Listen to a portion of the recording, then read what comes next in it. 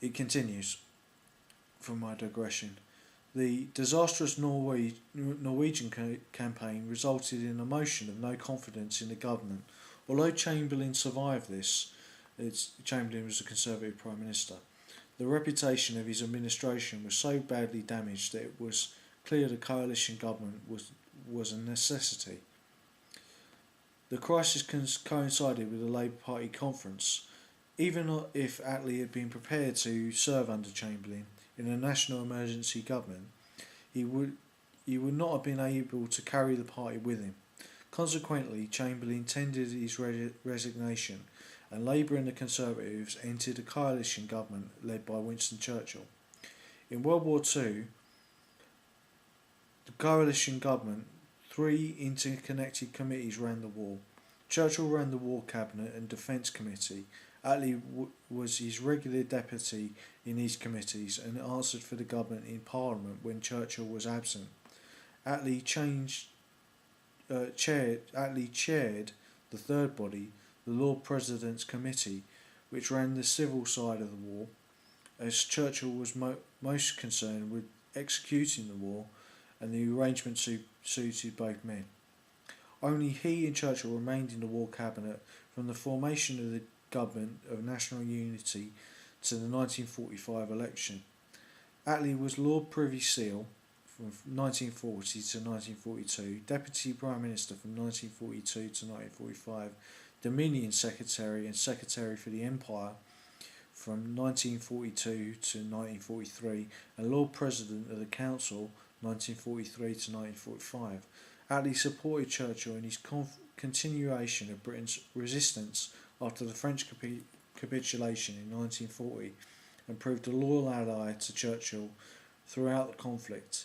When the War Cabinet voted on whether or not to surrender, Atlee, along with a fellow Labour Minister Arthur Greenwood, voted in favour of fighting on, giving Churchill the majority he needed to continue the war.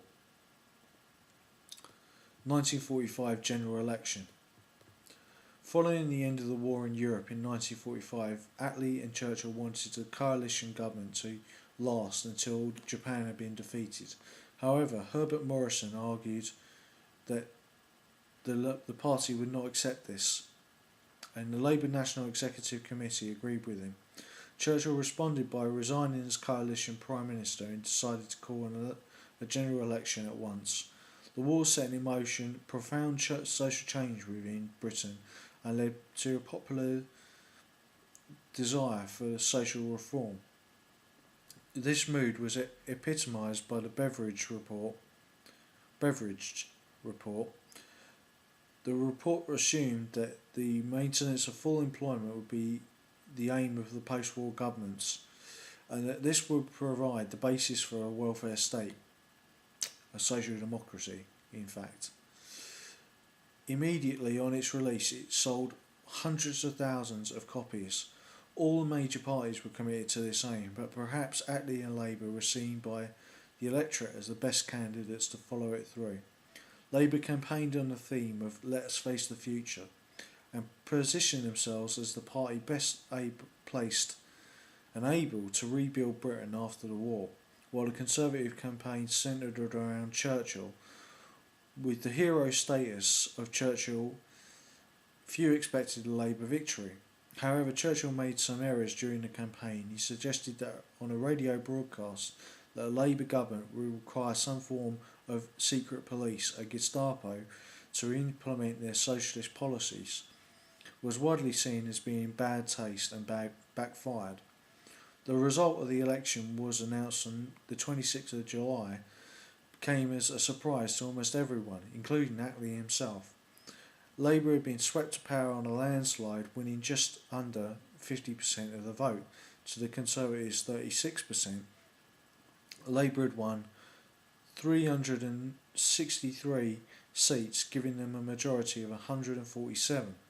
The story goes that when Atlee visited King George at the Sixth at Buckingham Palace to kiss hands, the notoriously laconic Atlee and the notoriously tongue-tied George VI stood for some minutes in silence before Atlee finally remarked, "I've won the election."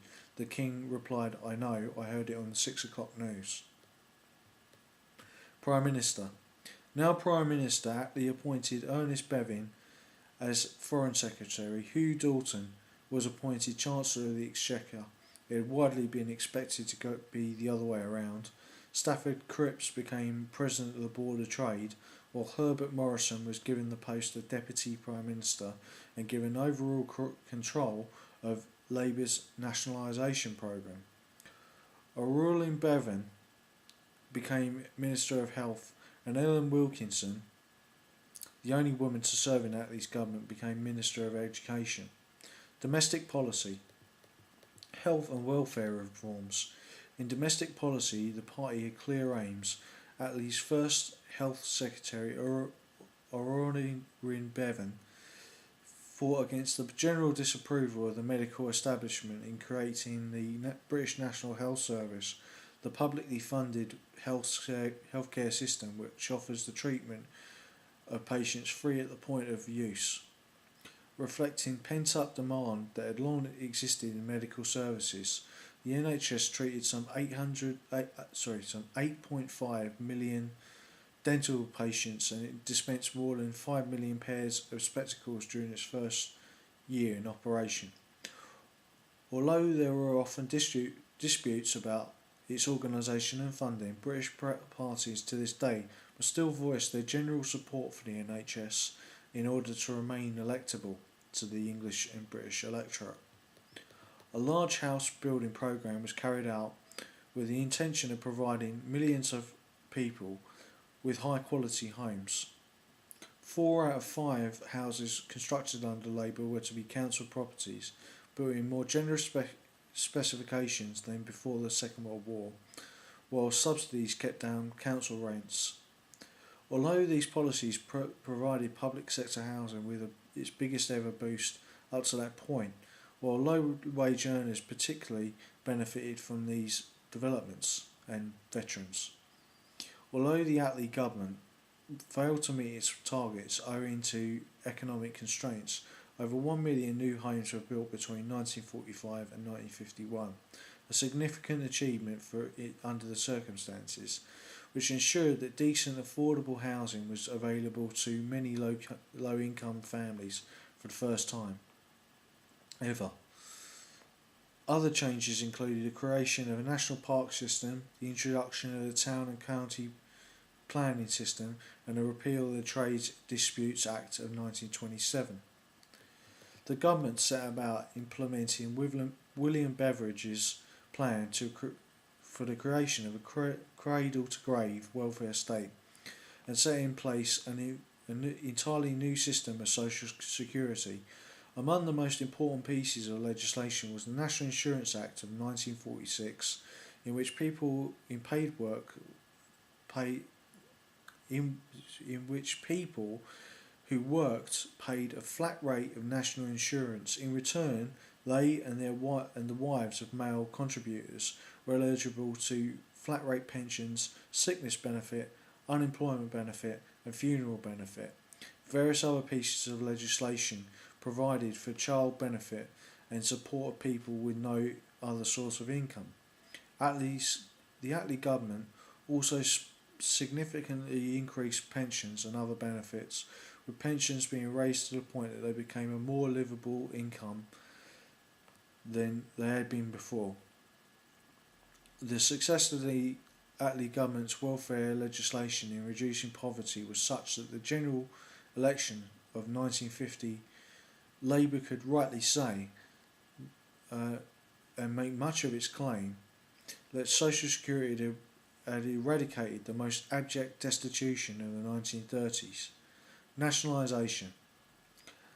Attlee's government was to carry out their manifesto commitment for nationalisation of basic industries and public utilities. The Bank of England and civil aviation were nationalised in 1946.